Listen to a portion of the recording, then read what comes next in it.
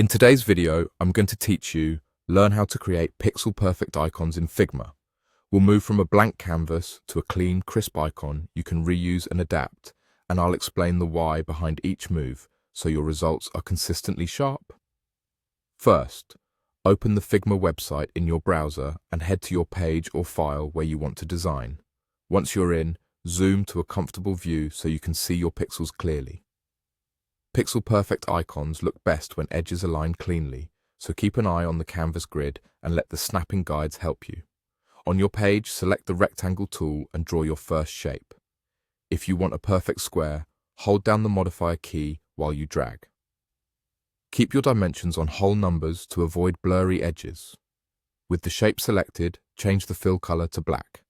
A solid black silhouette makes it easier to judge balance and contrast while you build the icon.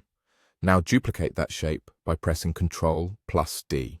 The duplicate will stack right on top, so drag it into place where you need it. Duplicating keeps your thickness and proportions consistent, which is key for a cohesive icon set. Highlight the shapes you want to keep together, right-click, and choose Group Selection. Grouping lets you move and scale everything as one without losing alignment. It also helps you maintain even spacing while you refine the design.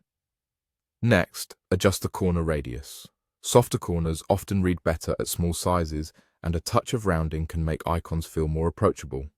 If you don't see the corner radius options on the group, simply click into the group and adjust each rectangle's radius so they match.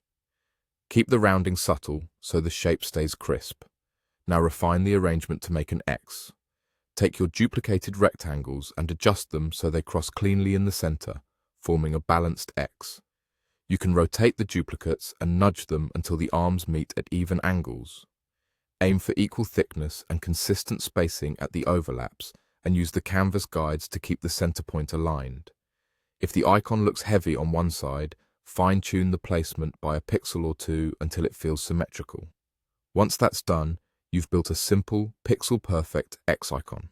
From here, feel free to explore other icons using the same approach. Start with rectangles, duplicate for consistency, group to control, and use subtle corner radius to polish the final look.